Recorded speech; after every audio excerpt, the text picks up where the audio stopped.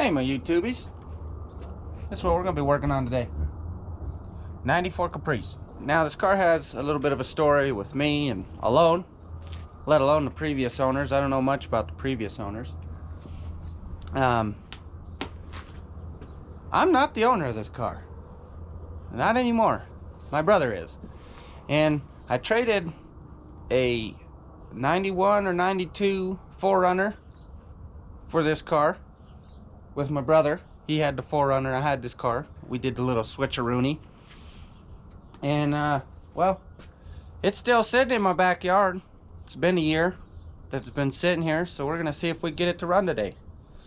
And previously to sitting here for a year, it sat at my dad's house for like 2 years in the time of me owning it, and I did hardly anything with it. Nothing. Yeah, I drove it in the garage, parked it, drove it out of the garage when we had to move it. So I'm pretty confident the thing will run.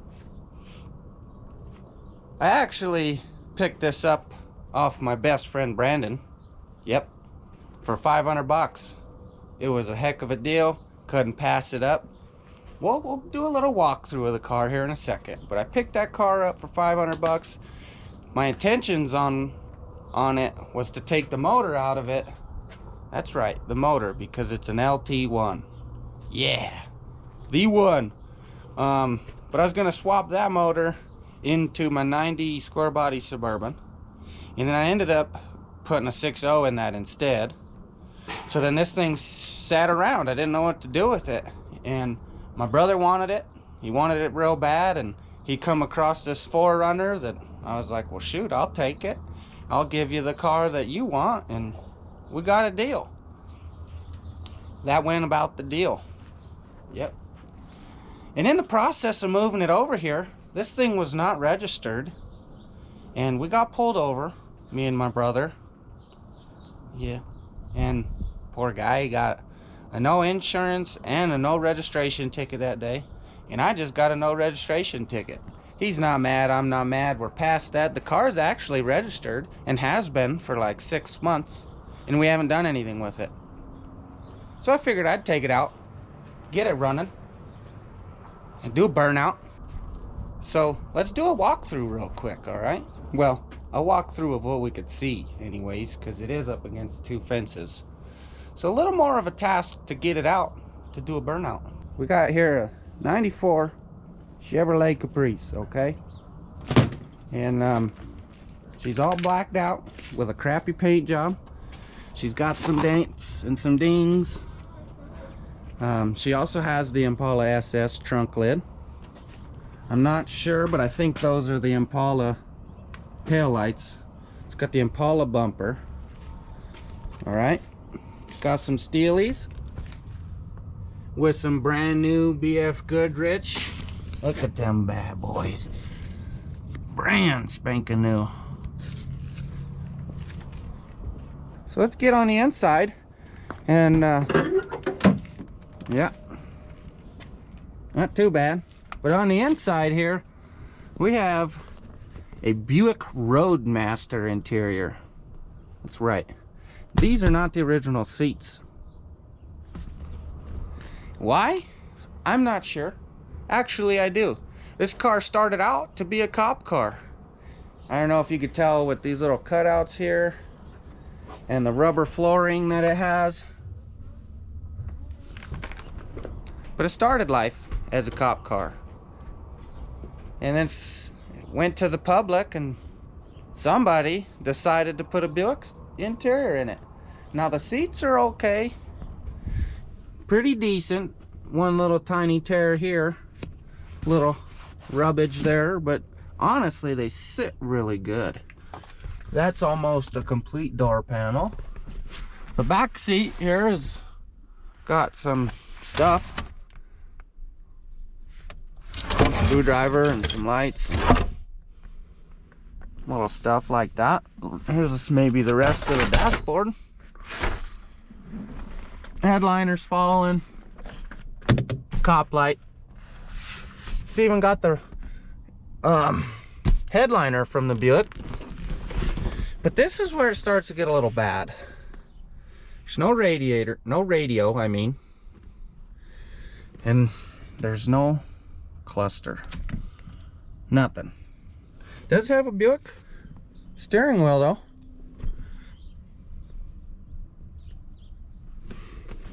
It's a really cool console. Cup holders hidden on the inside. How do you get it open now? Oh, it goes up to the side with some registration stuff and some sockets and just random goodies. Nothing important there. Some cheap boom booms. Probably don't work. Some beautiful craftsmanship. Yep, that's gonna have to change. Got the hood open. Here's the proof that she's an LT1. If you know what an LT1 looks like. Alright. This bad boy isn't bolted down, so we can just get that out of our way. Right away. But she's pretty clean down there. That's a good sign. Some spider webs and dust. Whole lot of mess. Really dirty air filter. Some electronic fans with some shitty wiring. And them damn 3M clippers. Which I feel those are good for temporary. You know, to see if it'll work and then come back and solder it. But not forever.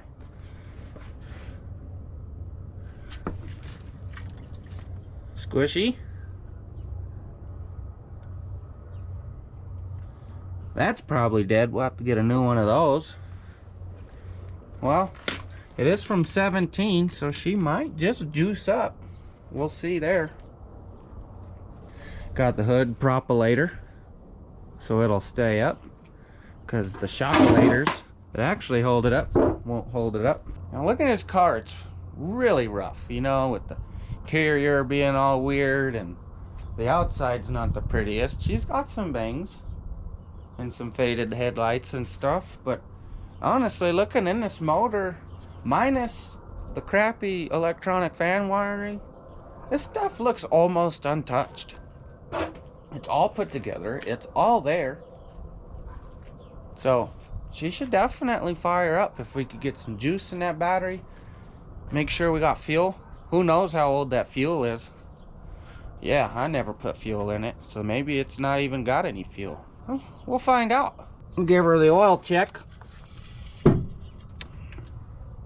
Oh yeah, she's a little full, a little dark, but it's all oil.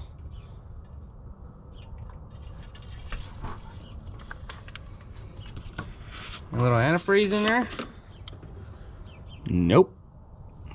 Nothing.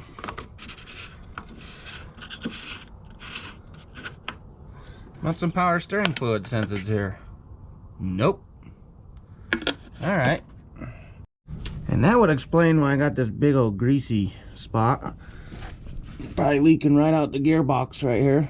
As you can see the drip. Bleep. Dang it. Full on the washer windshield cleaner juice.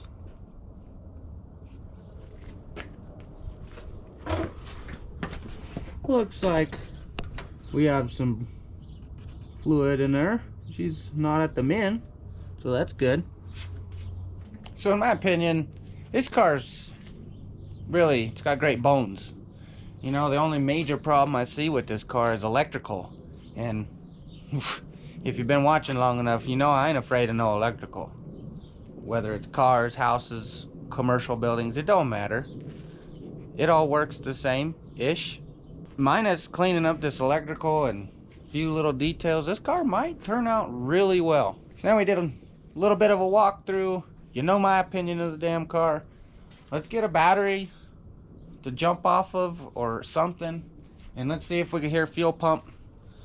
You know, let's just start off and see if we could get stuff rolling. Yeah, I got a battery set on some foam on the concrete so the concrete don't drain my battery.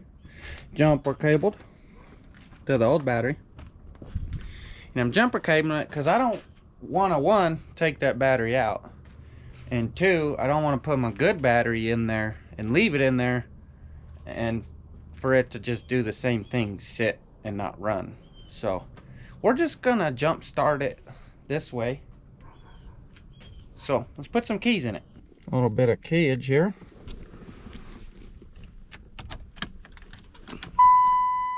Oh, I don't know if I heard fuel pump. Did you guys?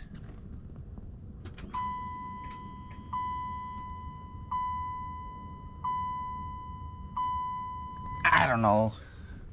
Will it crank? No. Not enough juices. All right, well, took a little thinking and a little doing, and we finally got her cranking over.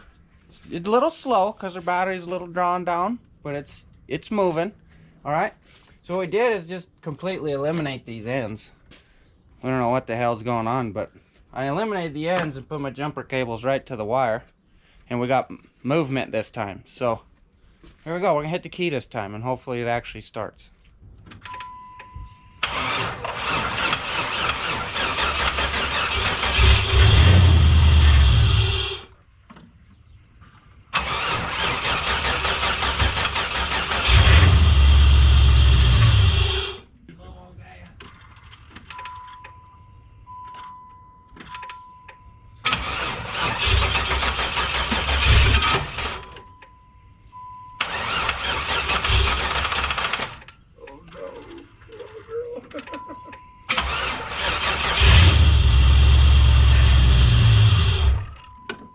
Yeah, that's shutting off like it's killing at the ignition. Is that security light on that bezel? The bezel's gone, remember? Oh yeah.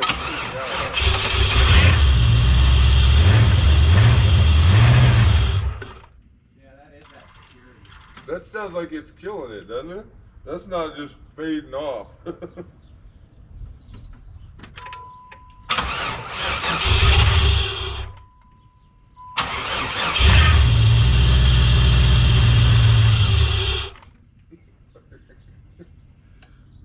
How'd you guys get that to drive over here?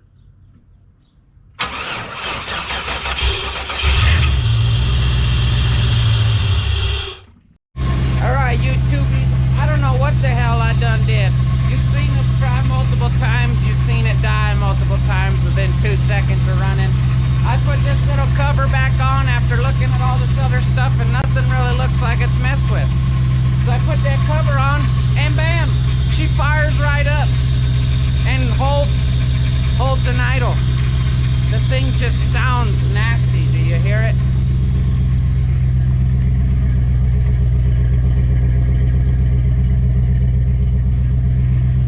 It's definitely gonna be a cruiser. So what my dad had pointed out just a second ago, this is the MAF airflow sensor right here, and this has a big old air pocket. So if that's off, it's letting too much air down in the engine, and it says, whoa, stuff's not doing stuff right. And that's my theory. I'm probably wrong.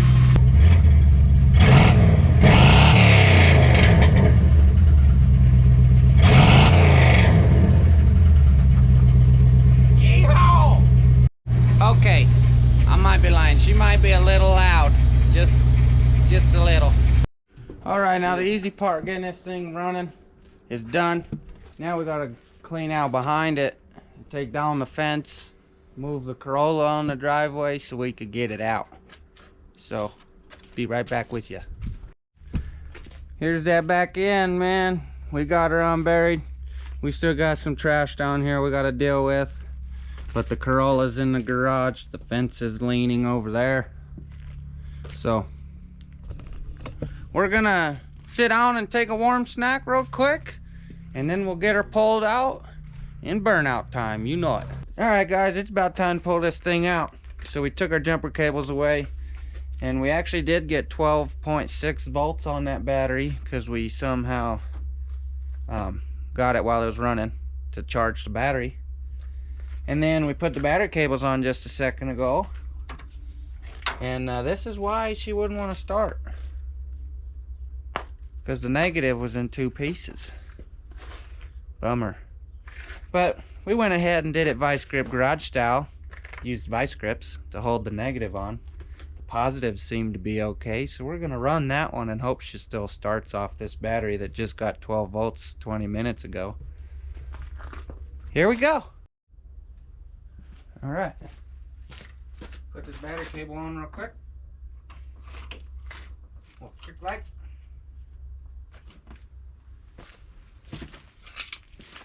Give her a little bit of beans.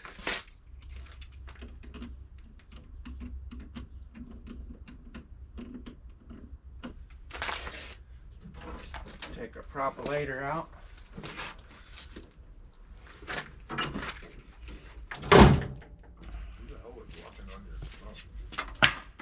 Me. I used it as a ladder to get up there a few times. Alright, here we go. So press the red one? Yeah, on top. Yep. Alright. Oh, nothing.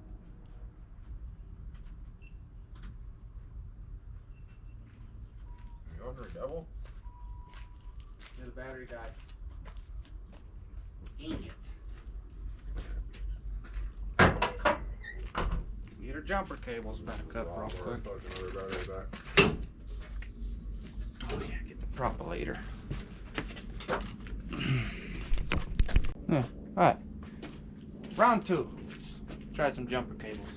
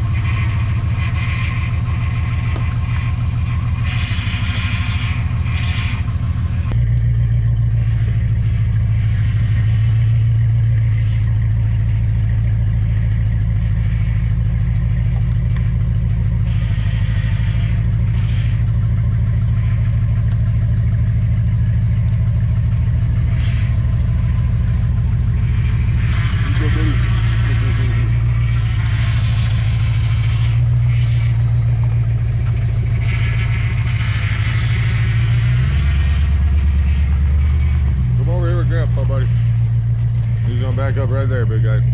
Come here. Good deal, bro.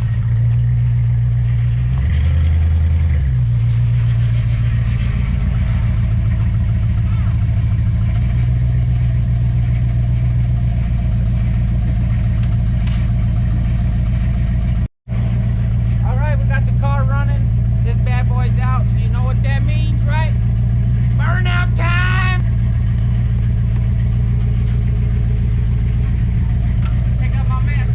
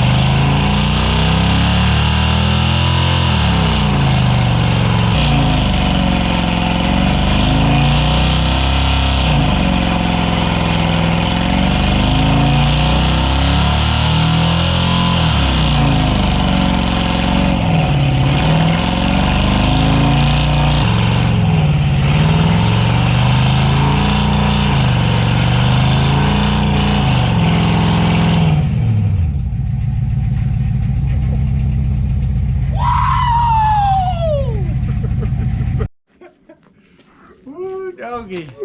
Man, that was too much fun right there. Look at all these spatters, dude. Chunks of rubber. All over.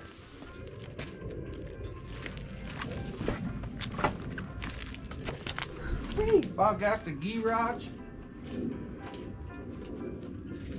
Left some nice old black spots on the pavement. See that? Still got the tire pattern in there.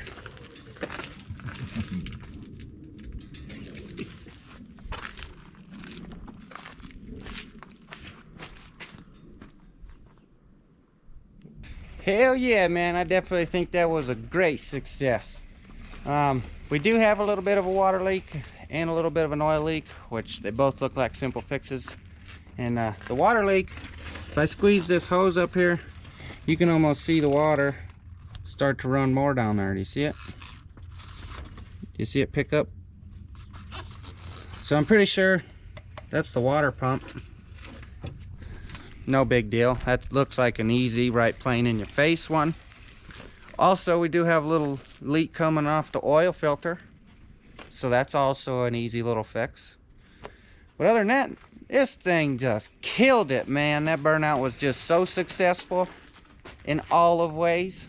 If you enjoyed watching us get this thing out of my backyard, get to running and doing burnout, you know, give me a big old like, give me a subscribe to the channel, and don't forget to comment to what you liked the most. Thanks again.